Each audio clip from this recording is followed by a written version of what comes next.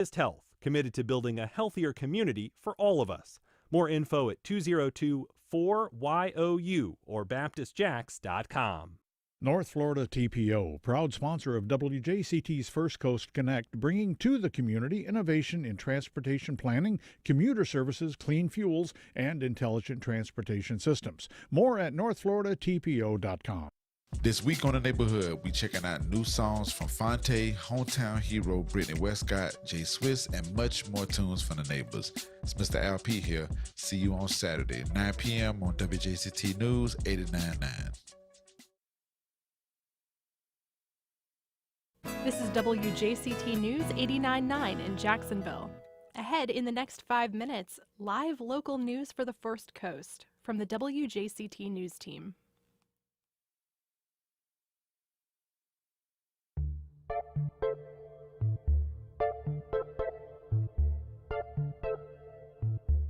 Good morning. I'm Dan Scanlon in for Ann Schindler, and on today's First Coast Connect, it's the biggest stories of the week. A crackdown on truancy, bus driver shortages, and heated school board races are on the forefront as the new 2024-25 school year begins. A brouhaha erupts in the Florida House District 13 race over fraudulent voter guide claims. Breaking down the city's Stadium of the Future payment plan. Two area restaurants are raided as part of an ongoing FBI investigation. We'll talk about all that and more with our all-star panel on our Friday Weekend Review. Then an immersive piano experience beside the ocean. You can join the conversation on air by calling 904-549-2937. Also email us at firstcoastconnect@wjct.org. Reach out on social media. All ahead this hour after the day's news. Live from NPR News in Washington, I'm Corva Coleman. Ceasefire talks for Gaza continue today in Qatar. Qatar, Egypt, and the U.S. are acting as mediators. Israel has sent representatives. Hamas has not. The group says it's already submitted a counterproposal to a deal based on a vision laid out by President Biden. Hamas's political leader was assassinated a few weeks ago in Iran's capital. NPR's Michelle Kellerman says Iran has vowed revenge. The Hamas leader that's based in Gaza, Ismail Haniyeh, was killed. There's been a lot of fears over the past couple of weeks that Iran might attack Israel in response to that assassination. But so far, Iran has been kind of keeping everyone guessing and might be, like all of us, waiting to see if a ceasefire can be reached in Gaza. NPR's Michelle Kellerman reporting. Vice President Harris will lay out economic proposals later today during a rally in North Carolina. She's calling for a boost to the child tax credit. Former President Donald Trump also talked about the economy yesterday. He held a news conference in New Jersey. The site of a violent race riot in Illinois will be designated as a national monument today. Thousands of white residents attacked the black community of Springfield in 1908. NPR's Kristen Wright reports President Biden will sign the proclamation at a White House ceremony this morning. The administration says the new monument will recognize a painful but important piece of history. On August 14, 1908, mobs of white residents stormed the town of Springfield, Illinois, angry over the transfer of two black rape and murder suspects out of the county jail to another lockup 60 miles away. Over 2 days, rioters lynched two black men. Hundreds were injured. Businesses were looted and homes burned down. The riot served as a catalyst for civil rights, leading to the founding of the NAACP. The National Park Service will now work with the local community to develop and preserve the site and welcome visitors. Kristen Wright, NPR News, Washington. 5 people, including 2 doctors and an alleged drug dealer, have been charged in connection with the overdose death of Friends star Matthew Perry. From member station LAist Robert Garova has more. The 2 lead defendants, Jasvine Sanya, also known as the ketamine queen of North Hollywood, and Dr. Salvador Plasencia, face conspiracy to distribute ketamine and other charges. Federal authorities said Plasencia learned that Perry, who had a history of drug use disorder, was looking to buy the drug. U.S. Attorney Martin Estrada said Plasencia saw an opportunity. He wrote in a text message in September 2023, quote, "I wonder how much this moron will pay." Estrada says Perry paid $55,000 for some 20 vials of ketamine over 2 months last year. In one instance, authorities say Perry was charged $2,000 for a vial that costs roughly $12. For NPR News, I'm Robert Garova in Los Angeles. This is NPR. And this is WJCT News 89.9 in Jacksonville. Good morning. I'm Stephen Ponson. Duval County's Clerk of Courts now offers electronically certified documents online for most paperwork, things like marriage licenses, deeds, mortgages, judgments, and more. Once purchased, an e-certified document becomes available for immediate download via email link for a 30-day period. The customer can then print as many certified copies as desired without the need to purchase more. The clerk's office says e-certified documents are accepted by both federal and state agencies. Florida A&M University interim president Timothy Beard is speaking out following his decision to fire several members of the university's senior leadership staff. After meeting with faculty this week, he explained his thought process behind the moves. Part of my overall assessment process is to include the submission of resignation letters from that team. It's an opportunity for me to really look in terms of the synergy of the team and what's going to be in the best interest of FAMU going forward. Beard has either fired or accepted resignations from at least 4 senior officers. As of last check, FAMU is without an athletics director, communications director, chief legal officer for its board of trustees, and a government relations director. Beard says these positions will likely be filled, but hasn't set a date for when he expects to fill them. This afternoon in Jacksonville, we're going to have highs in the upper 80s. It'll be breezy as well. A high rip current risk remains out at our local beaches through Sunday evening. No rain in the forecast today or tomorrow. Support for NPR comes from NPR stations.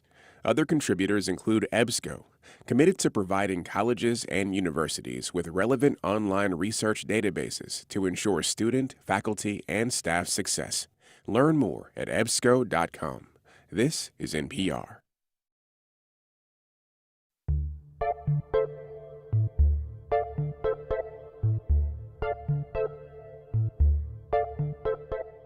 Support for First Coast Connect is provided in part by Baptist Health and North Florida TPO. Opinions expressed on the First Coast Connect Week in Review are those of our panelists and do not reflect the views of WJCT News 89.9. And good morning, I'm Dan Scanlon filling in for Ann Schindler. It is Friday, and that means it's time for our First Coast Week in Review. Our topics include a legal complaint following accusations that one candidate dispersed fraudulent voter guides, school district working to crack down on bus driver shortages and truancy amid backdrop of heated school board races. We've got a breakdown of the latest on the city stadium of the future payment plan, and 2 local sushi restaurants are raided as part of an ongoing federal investigation. To talk about all that and much more, I'm joined by Annette Gutierrez, reporter at Action News Jax. Hello and welcome. We've got Ric Anderson, reporter with the Jacksonville Daily Record. Rick. Good morning, Dan. Hey there. Nikesha Williams, author, columnist, and contributor here with Jacksonville Today. Hey, good morning. Good morning, Jacksonville. And the person who sits right next to me in the newsroom, Megan Mallicoat, education reporter with Jacksonville Today. Good morning to all of you. Good morning, Dan. Thanks for being here. And let me tell you, we've had another busy week. So let's start with the political dust-up from earlier this week that has ruffled some political feathers. I did watch the news conference, Nikesha. So let's talk about Corinne Brown and her news conference in front of the Duval County Courthouse and her daughter standing with her to say that there's a fraudulent voter guide out there, and the one in Duval, not the one that also cropped up in St. John's. Let's talk about what happened with the former Congresswoman. So Congresswoman Corinne Brown, former Congresswoman Corinne Brown, was known for years, decades even, for doing these quick picks for voters who would normally vote for her in her community, in her district, about how to vote on all the races and who she was selecting. And she has endorsed Brenda Priestley Jackson in the Florida House race. Was that District 13, I think? District 5. Don't quote me on the district. A district. Yes. A district, but she's endorsed Brenda Priestley Jackson over the current incumbent, Angie Nixon. And a quick pick went out that had Angie Nixon as a selected quick pick voter with Corinne Brown's name attached. And so she's suing, and they're going to court today. And I understand that you don't want your name and likeness attached to something that you don't support. That makes sense to me. However, at this point in the political game, and with former Congresswoman Brown's fall from grace and conviction and prison stay and appeal and then conviction and what it is now, I feel like it's a power grab and it's unnecessary. Like, you don't have to prove that you still have the pull that you used to have, or that you're trying to insert yourself into a race that you don't really have a stake in, just to like show who you are, who you used to be, and like feel that power thing. Like, that's power and it's ego and it's unnecessary, and now it's ugly and it's in court, and it didn't have to get this way. Who published this this alleged fraudulent voter guide? And or maybe better, what's the allegation of who published it? The allegation is that it came from the Nixon campaign, and the Nixon campaign has come back and said that it wasn't them, and that they have, subsidiaries and other business groups that are working with them, and that maybe it got mistaken, it came from there. But it's just a mix up, and no one's taking clear responsibility. But at this point, the primary election is next week, and so we're going to court today about election that's people are already voting in. People pretty much made their minds up in, and it's really nasty and unnecessary and a distraction. And the thing that I've started doing with all the political TV ads is I'm looking at the bottom at the end to see who It's did paid it. for, yeah. Because if I'm thinking, wow, this is a little irrational, usually it's a PAC who's doing it and not the candidate. Let's open it up to the panel about some of the other issues that are happening with elections as we are less than a week away. Anybody? Well, I just want to say, with those voter guides, as a first-time voter, an 18-year-old who just got their ticket, they look at those guides and they may not have done all of their research. So I feel like it could be misleading for any of those people who, I was like, okay, I came in for this one and now, well, I'm just going to do everything that they suggested. So I think it's dangerous, especially for those voters who are a little bit new to the system. They didn't do their research and they're looking to those guides and now they're being misled. And there is a St. Johns County voter guide that's also apparently coming out that is not, that looks like the one that the party sent out, but it is not. And that's another issue. And I seem to remember seeing that it was a little off center, like it wasn't cut too well, but you or I might notice that. The average voter may not notice, and I've done some election advertising work back in my past. I know how to make sure you have a good mailer and a good door hanger. And but Nikesha, you talk about the powerhouse that Corinne used to be, having been a reporter here for 40 years. I work with Corinne Brown. I covered those news conferences. The force that she was, that she still, is she still that force in the community that she was when she was a Congress member? I think she definitely has deep support in the community that goes a long way and a long way back, and will always have that public goodwill. I remember being a producer at Action and covering when she came back, flew in from D.C. for the first hearings in the federal trial, and our reporters in meeting her at the airport and talking to her one-on-one as she walked all the way through and out to her car and being there and covering the case. Community goodwill and political power are not the same thing.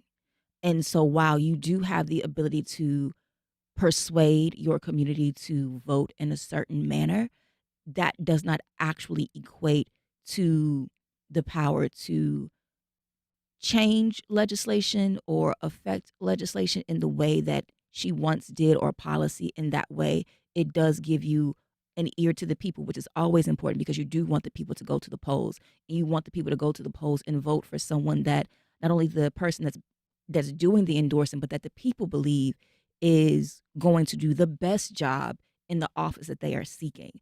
And so that is important, and that is in itself a kind of power. But I wonder, for those who are running for office, do they want Corinne Brown to be that voice for them? And I think that's where you kind of have to know your role and know when to hold them and know when to fold them.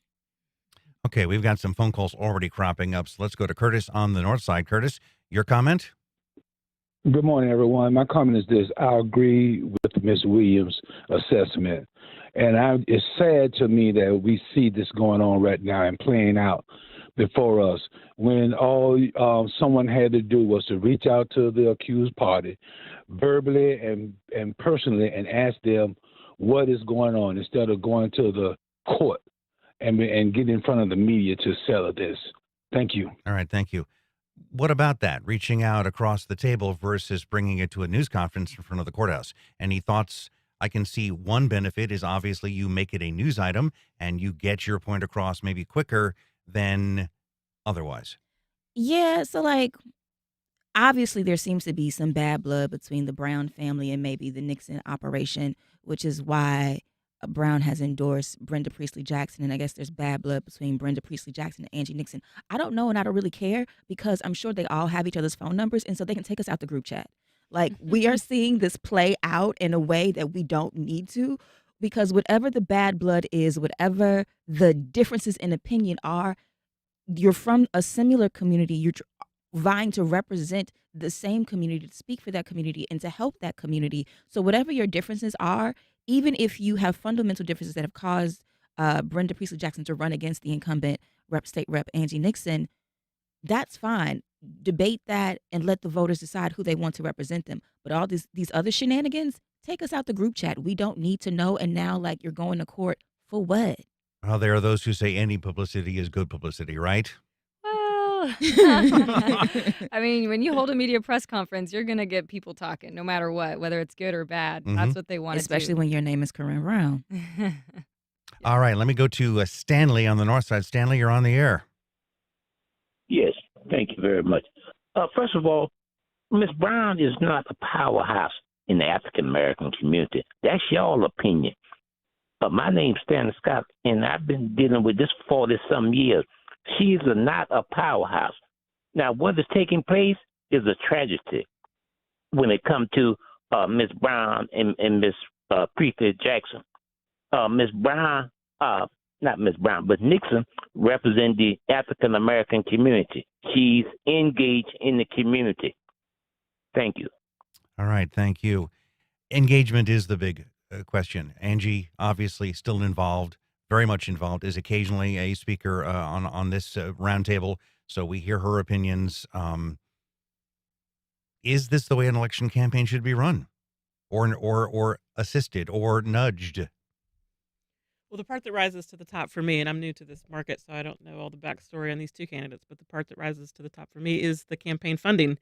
Perhaps it's because it's what I've been spending all week looking at with regards to the school board funding. But we've seen PACs come into these races and spend a lot of money trying to influence the results, and you don't always have a clear picture of who's paying for it, much like in the cases of these voter guides.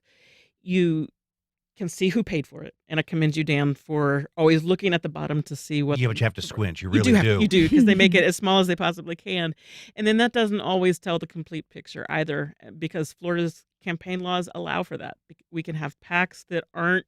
It's a little bit unclear as to see who's actually funding them, and even in the cases when you go to look up the money that's behind it, you still don't always know exactly where the donations come from.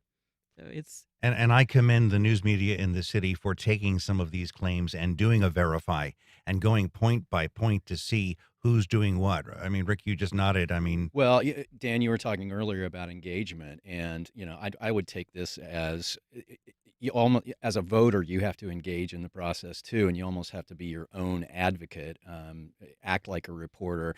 If you get something in the mail and it looks like it's an official document, maybe call your supervisor of elections and say, hey, did this really come out from your office?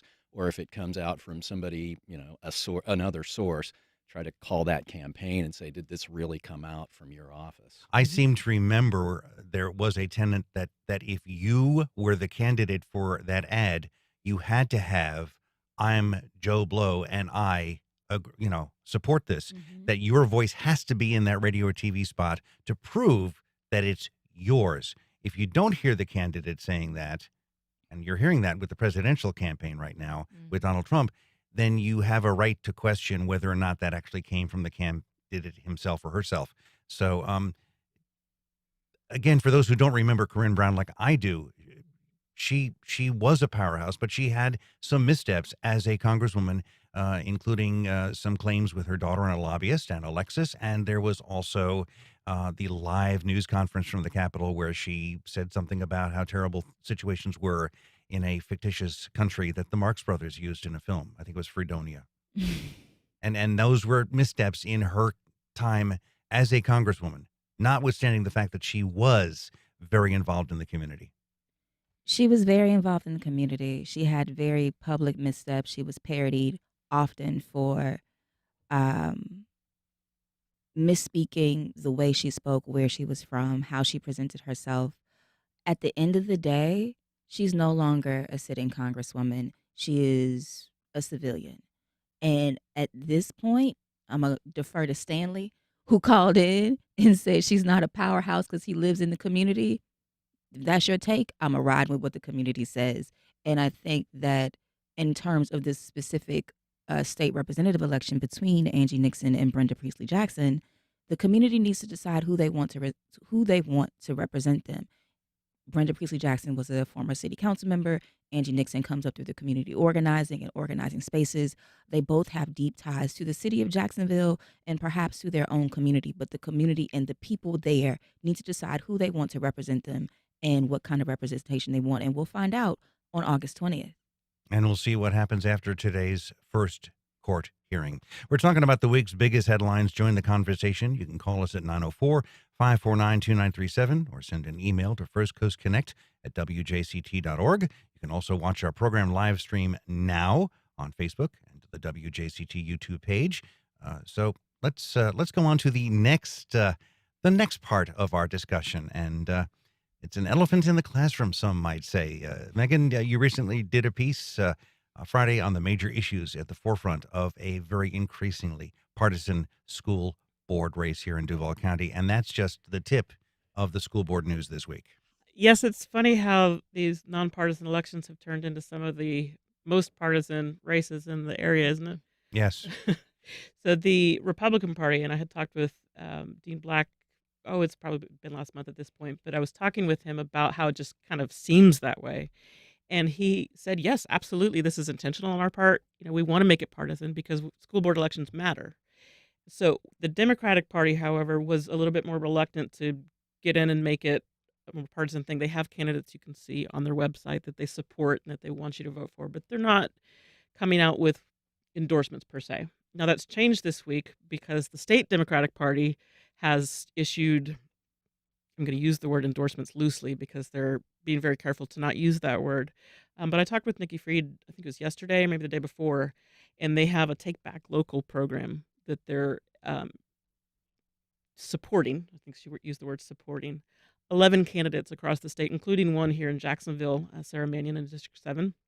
And so they're providing support through, I think, phone banks and strategy support and some money and things like that to try to take the politics out of the school board elections, of course, by using their their own politics, basically.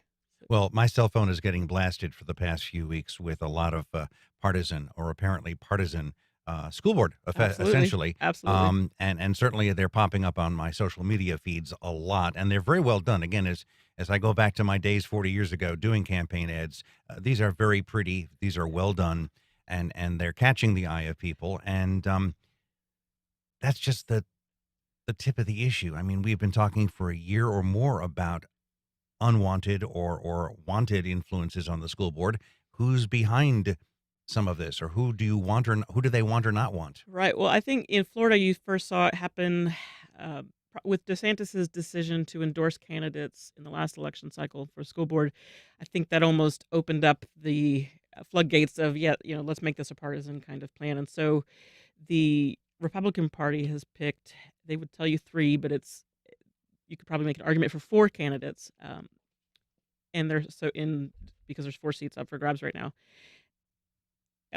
But District 3 has 2 Republican candidates, so they're not officially endorsing a candidate in the District 3 race. Both Becky Nathanson and Cindy Pearson are registered Republicans, so they're not endorsing.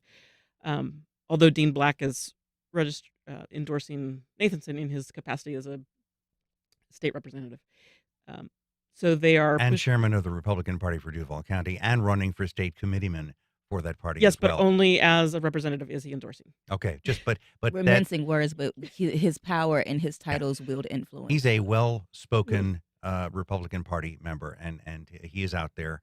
And then there's Moms for Liberty, which has been cropping up here in Duval County for over a year. And is there any active influence to get their candidates Well, or sure. their Their supporters in? candidates are the party's candidates, Yes. basically. And so I talked with Becky Nathanson a couple of weeks ago, who used to be the chair of Moms for Liberty. I believe she brought it to Duval a couple of years ago. She's no longer the chair as she's running for school board. But yes, absolutely. You can see the Moms for Liberty have picked the same candidates. They've endorsed the same candidates. They're also not officially endorsing Nathanson, but I don't think it's too much of a stretch um, to figure out where her priorities align, and that she's speaks with a lot of the same talking points as the Moms for Liberty type of candidates. But you see that this across the state as well, because the groups who push things like parents' rights, for instance, are the Moms for Liberty types of candidates. So they believe that parents should be the ultimate decider in the classroom. When you talk with these candidates, I spoke with Melody Balduke and Becky Nathanson and several of these candidates. Their take is that parents should be the driving force behind what happens in the classroom, from everything from curriculum to the way that the school is run. Now, some have differing opinions. For instance, Balduke would tell you, in fact, she told me, she used the word something to the effect of that parents don't need to rule what's going on in the classroom, but they need to have complete transparency and things like this, which I think is where it gets a bit sticky, because I don't think anybody would tell you that it's a good idea for schools to not have transparency. I think everybody from both sides would agree that parents need to know what's going on in the classroom. But the Moms for Liberty push it with things like sociocultural issues that you don't see as commonly with the democratically supported candidates. Well, let's move on to another issue that's affecting my family and I'm sure many others. Our grandson has had to be taken to school in a car because the school bus is not showing up. And then last night at 5 p.m., he gets off a bus that should have been there an hour earlier. Now we see our superintendent making a plea for community groups, churches, to supply some of the 90 some odd vacancy positions. So let's talk about school buses, and any comment from this table is welcome. Yeah, my son definitely got off the bus an hour late Monday. Wow. And because the bus was late getting to the school. And it's the same driver that he's had the last 3 years. So And it's not their fault. it's not their fault. And 2 extra kids got added to my grandson's school bus route, so that's an extra who knows how many minutes to go to those neighborhoods. But this has been an issue not just this school year, not just last school year, but since school returned post-pandemic in the fall of 2020 when schools were open in the state of Florida. There has been a bus driver shortage. And while I applaud the superintendent for basically calling to the court, church groups and community members and retirees and anybody who can basically get behind the wheel and drive the bus to get these kids to school, I applaud you for doing that. But you also have to look at maybe why you have the bus driver shortages in the areas that you do, because all of the issues feed one another. So perhaps in the areas where you have a more urban population, you have more truancies, you have higher poverty, higher crime. Did you also have higher COVID infections? Do you also have, higher rates of comorbidities such as diabetes or high blood pressure or high cholesterol that make people unable to do some of the jobs that you are asking them to do, that made them more susceptible to COVID, that made the families more precarious, that kept the students out of school, which is why you may have a high truancy issue? All of these things feed one another. So yes, ask for volunteers in the neighborhood so that they don't have to go that far, but then also try to be understanding about why you have the issues that you do, let alone the fact that, with Duval County only having less than 100,000 schools this school year, more and more students being siphoned off to charter schools and private schools, and the loss of funding in state public schools. All of this is part of the same problem. And so just calling people to come fill the position to do a job and then to support another program that to reduce truancy, you're still not getting to the heart of the issue. And that's also a problem. Annette, any thoughts? Yeah, well, I know that the city is even stepping in to try and help this problem. I mean, kids can get on JTA buses. And there was also that new rule, kind kind of new rule, but about the 2-mile rule, where now anybody who lives within 2 miles, or maybe it's a mile. It's 2 miles. 2 miles. It was, 2 miles. 1.5 So and some now people, it's 2. Yeah. So some people who were taking the bus, now they have to walk to school 2 miles. So there's all these different ways they're trying to find solutions. And this week, your station was among many who talked about the fact that some of these kids have to walk across a 6-lane road to get to school, and there's no crosswalk. So there's a danger issue there. You know, when I was a kid back in the dark ages, I had a subway and bus pass to get to school, and I rode the subway, but that was a different time. Now, between walking or taking a JTA bus, maybe some parents don't feel comfortable. And parents will make that walk with the kids. I mean, I did the story last year when it was a problem, and it really is a danger. I mean, 6 lanes. I can't even imagine. And Dan, I mean, you grew up in New York. I grew up in Chicago. I took 2 buses and a subway to get to school in high school. But you also have to think about it that a lot of students, once they become a certain age, are responsible for getting themselves to school. Like, my mama worked. So she was up and was a teacher. So she was up and out the house by 5 in the morning, and I had to get myself to school. I either had to make sure I got on the school bus when I was in middle school, and I caught the city bus when I was in high school. So then how many students have that same responsibility placed on them? You set your alarm, you get up, you get yourself to go, get ready to go, and you have to get yourself to school, and then the bus is late, so then you just don't end up there. And the parents are doing their best, but they also have to work. Like, all of these things work together, and I don't think that we are understanding the pressures that families are under, that parents are under, that students are under for the shortfalls and for the misalignment of priorities that is happening not only within the school district, but within Florida education as a whole. You know, there are some kids who aren't going to school. That's the next and final issue about schools. Duval leads the state in habitual truancy, to the point with the chronic absenteeism, for many reasons, trauma, poverty, neighborhood crime, that City Hall stepped in this week with a Show Up to Shine program to recognize good and improved attendance, etc. So anybody want to talk about what this might have as an impact on getting more kids in school? All eyes on me, because I've been talking about it. But I knew we were going to talk about it today. So, you know, again, I applaud the efforts to get the children to school. But let's think about this.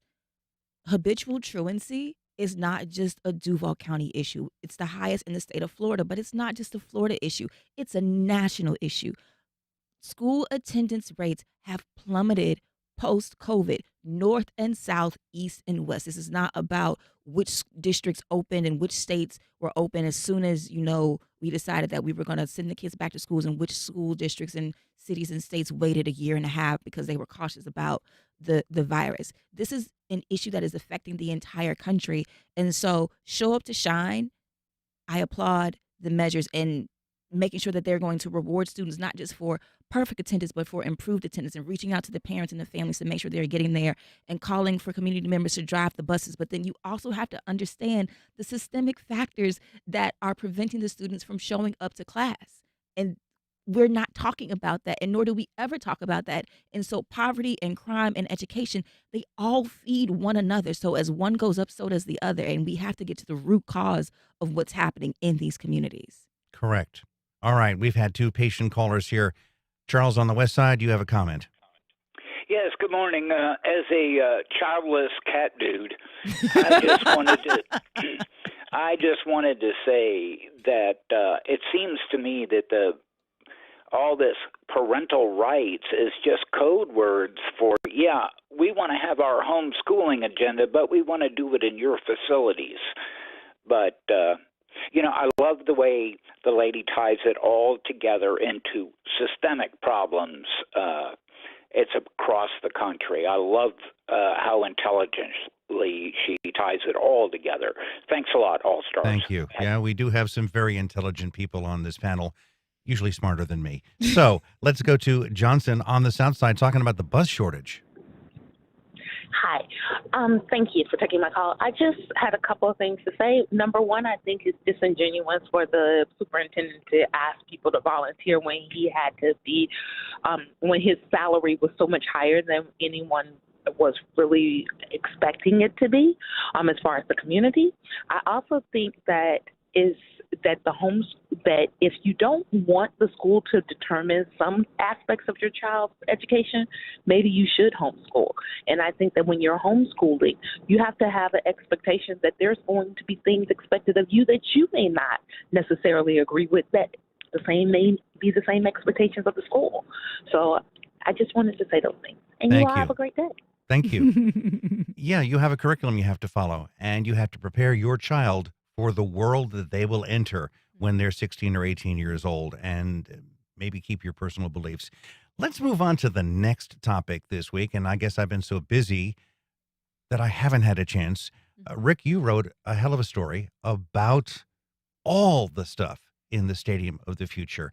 So, I'm just going to take it, hand it to you. What has happened? Okay. What is bring us up to date on what you talked about and where we sit right now? Well, so I had been writing a lot of stories about the stadium deal, and the owner of our company had been reading them.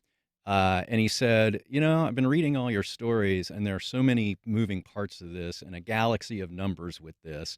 Can you do something to help explain it? So what we did in our last edition, there's nothing new there. What we did was we took a timeline approach to all of the different elements, all of the different parts of the stadium deal, and laid that out and hopefully simplified things a bit. So we went back to 2000 when the Better Jacksonville Plan tax increase was passed, and then walked it through all the way to 2045 to 2050, when eventually the pensions will be paid down through the next tax increase that's also involved in this stadium deal. So a lot there. And we're still discussing, the council is still discussing parts of this deal. We still have a committee that's working on the community end of this, and there's still questions whether or not that actually works and helps the east side, or some of it gets cut. To me, as I talked with the mayor earlier this week, it's logical for me to have a Philip Randolph, which is steps away from a bar and all the other sports complex parts, as part of the picture, not just stadium parking, but a place you want to walk before and after the game and tailgate, have some fun. So what are we looking at there right now? Well, the community benefits agreement that was attached to the stadium deal initially called for $150 million from the city that would be matched by $150 million from the team. The council approved only $56 million of the city's contribution, which would go toward developing riverfront parks and the flex field, which is attached to the stadium. They put aside the other part of that to discuss through the special committees, Dan, that you were talking about. And I don't know exactly how that money will be spent, and I think that's what the special committees are trying to decide. But what we know is that it will go toward workforce development, affordable housing, and homelessness services. Now, the Jaguars themselves are paying a fair chunk of community development, but there's been concern, obviously, that this separate community agreement could be somewhat parsed out and maybe be not as strong. So let me open it up to all of you. What are you hearing as journalists out on the street or bloggers or community members as to whether or not this thing might be weakened and hurt the community that's very much supporting this team? I've done a lot of stories out east, they're calling it now, on the east side, and they are working hand in hand with the Jags. They say no matter what, whether the city is stepping in or not, they have confidence that the Jags are helping them. And there are a lot of nonprofit organizations also stepping in to help, just fix the fronts, the window fronts, and I forget the word of it, but just making it look prettier. And then they're also helping with the front porches so that they can have better looking houses. And, with all the people that I've talked to on the east side, they said they're not worried because they know that now they are seen and now people are coming in to help. But they also don't want to get washed away from the city. The Jags are coming in to help. They have nonprofit organizations. They have a whole community coming together to make change. And they hope that the city can step in, but again, they know that there's a lot of funding coming in. I'm the guy that's waiting for that drone shot that actually shows our waterfront without the landing and with the brand new fountain. so that somebody at Fox Sports or CBS Sports takes the time to show our city as it is now, under construction, a vibrant new fountain. Really cool stuff that is happening. I'll admit, I'm a little bit of a cheerleader when I look and see, after 40 years of journalist here, it's finally slowly happening in places that were shipyards with rotting old tankers and stuff. But that said, I drive down A. Philip Randolph and it's empty slot, empty slot. There's a laundromat. There's maybe a bar.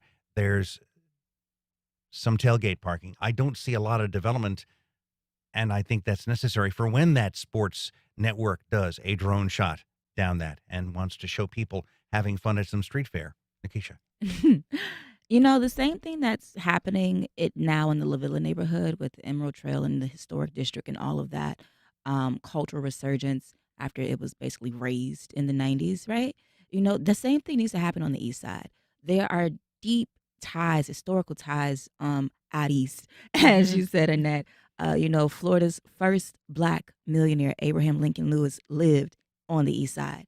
And as you mentioned, the community is coming together. Nonprofits that started in the community are coming together.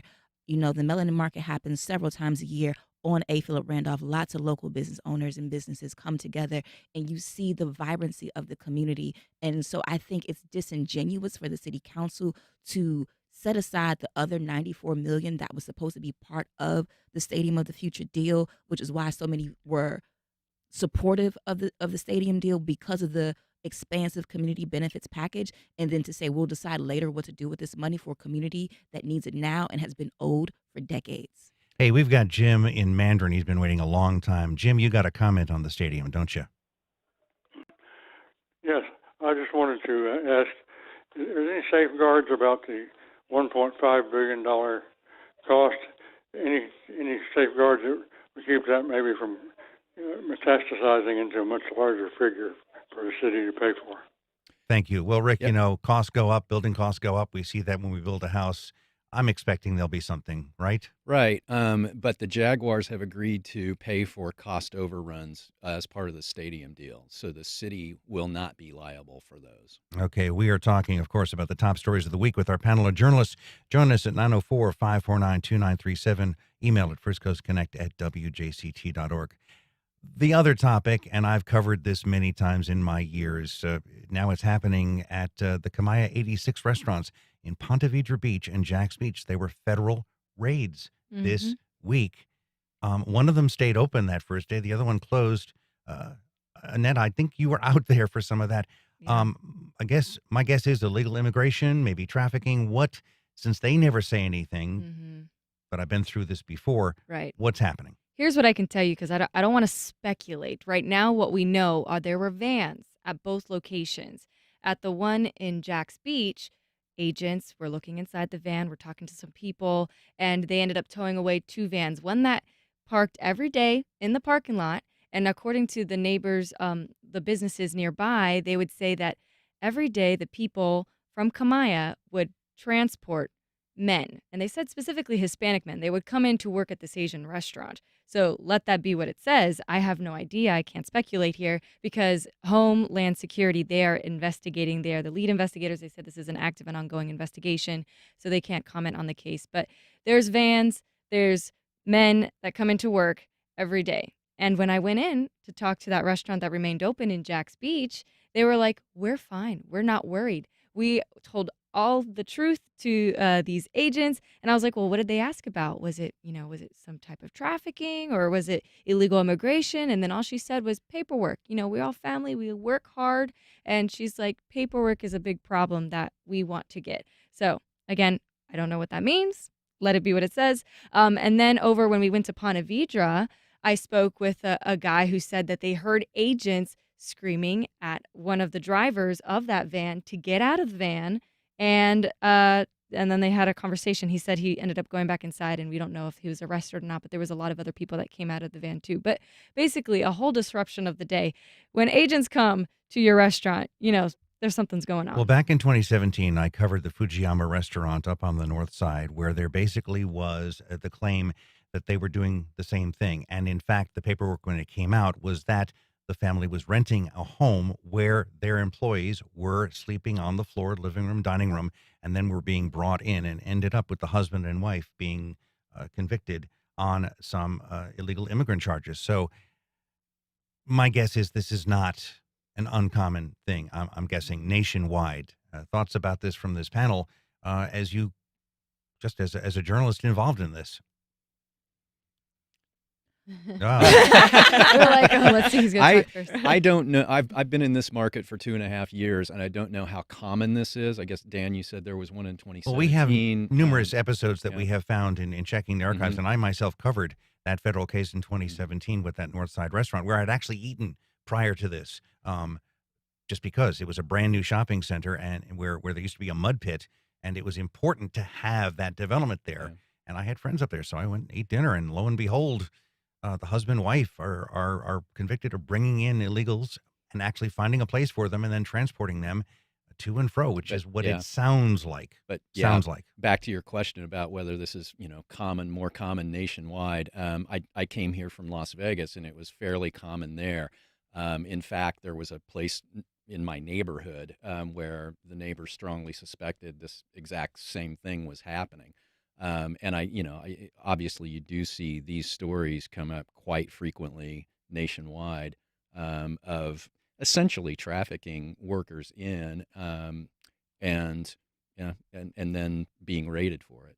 And the concern is trafficking for employees is trafficking, but there's other trafficking issues. And Florida apparently ranks third for human trafficking with over 2,100 reported cases in 2023, a majority involving children. Immigration is a national issue, just as trafficking is a national issue.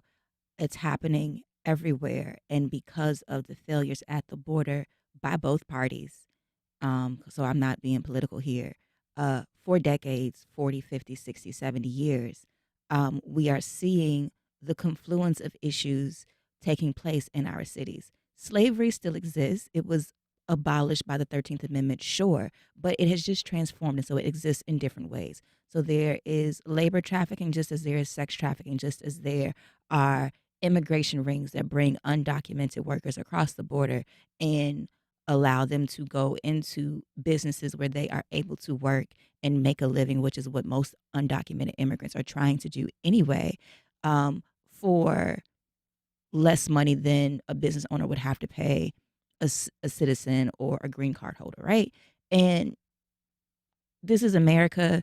Most businesses want cheap labor. Let's just call a spade a spade. And so however they can get that cheap labor, they're going to do so. It's the reason why we saw laws passed in the last legislative session that loosened restrictions on the age limits of people, of children who would be able to work. Like we don't have a child labor crisis in the United States or in the state of Florida where you get your strawberries and your fresh vegetables and fruits and produce.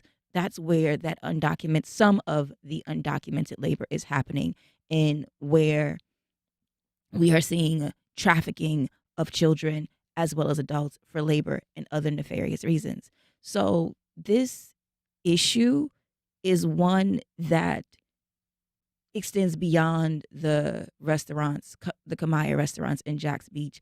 I'm sure there are other businesses that have not yet been found or may never be found. And it's an issue that states are frustrated with, cities are frustrated with, so they're making laws against the unhoused and tent cities and things like that. But that there really needs to be a top-down leadership, no matter who is president of the United States, no matter who sits in Congress. There was an immigration bill in Congress that was shot down for political expediency of this election. We'll see if it's brought back up in 2025. So there does need to be progress. There does need to be work. There need to be more judges in the asylum courts. There need to be faster asylum hearings. There need to be more ways for people who are seeking asylum to surrender. There needs to be more protections at the border. There need to be a host of so many things beyond just the building of detention centers to house undocumented immigrants and holding them as prisoners until they can be deported back to their home countries. Because the solution that we have now is not one. It's making the problem even greater and just building a wall. I'm going to show you a ladder, right?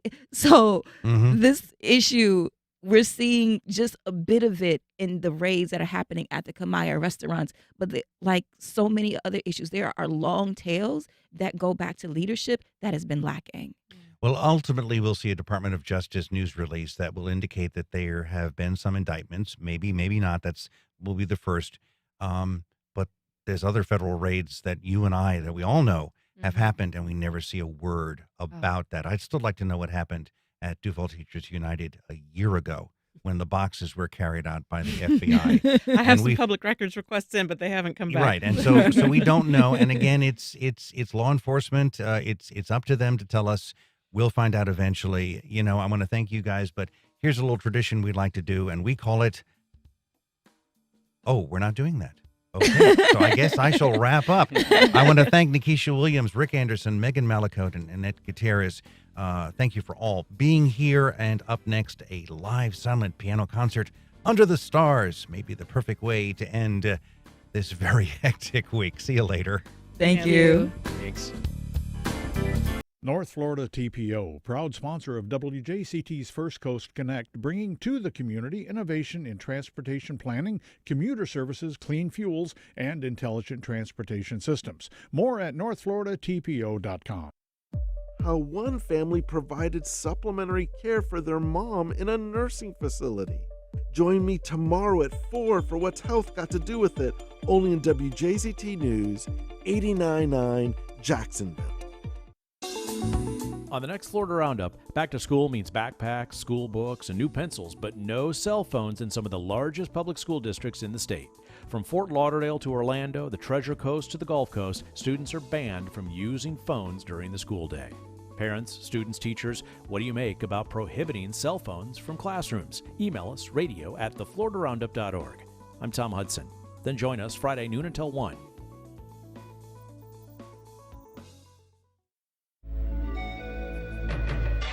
The acclaimed police procedural Homicide, Life on the Street, based on the book by David Simon, who also created the HBO series The Wire, begins streaming in its entirety for the first time next week. On the next Fresh Air, we feature our interviews with executive producer and writer Tom Fontana and with actors Clark Johnson and Andre Brower. Join us. Today at 1 on WJCT News 89.9.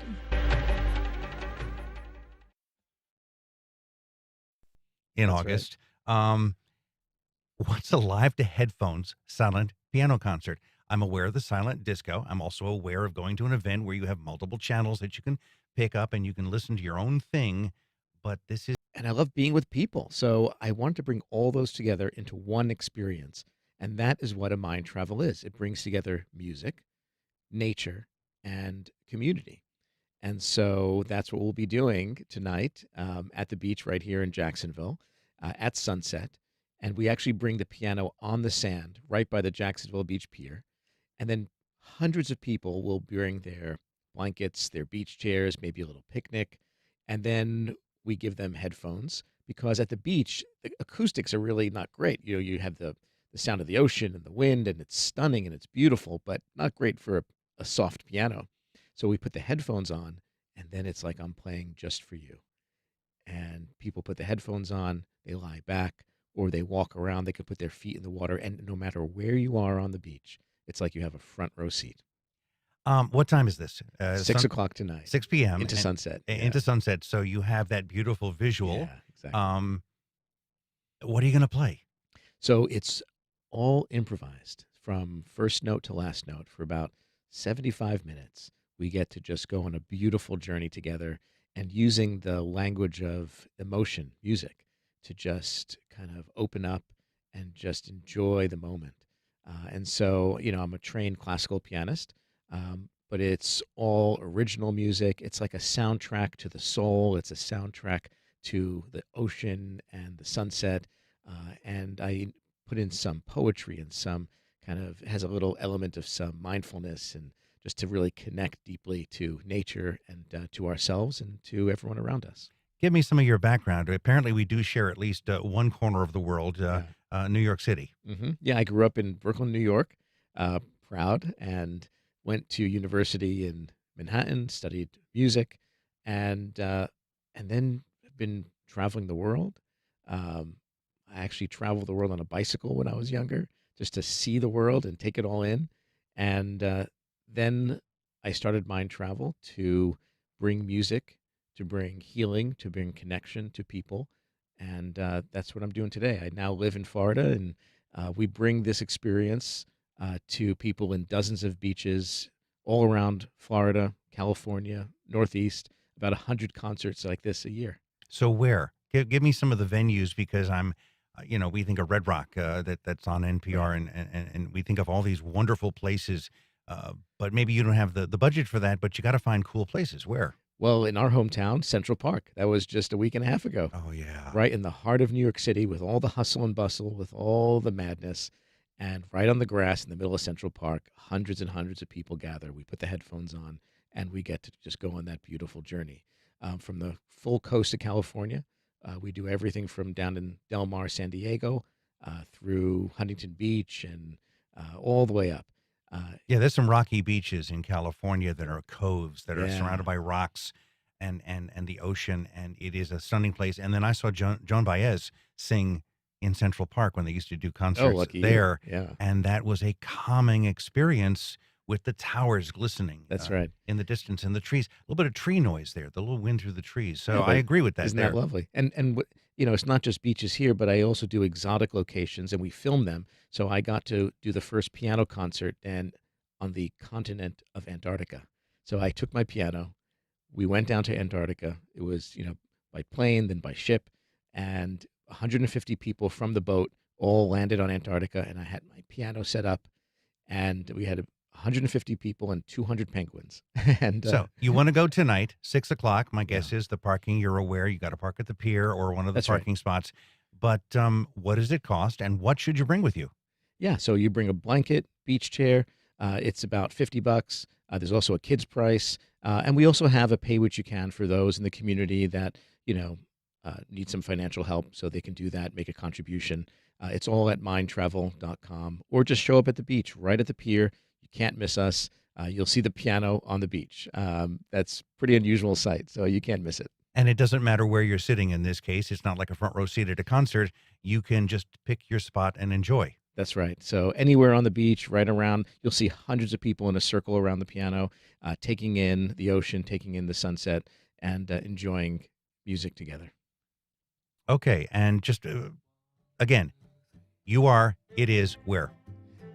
This is Mind Travel. My name is... Evidence juries need to see and hear. More at waynehogan.law. Many local races will be decided in the August 20th primaries. Before you vote, compare the candidates at jaxtoday.org/vote. That's voter guides you can trust at jaxtoday.org/vote.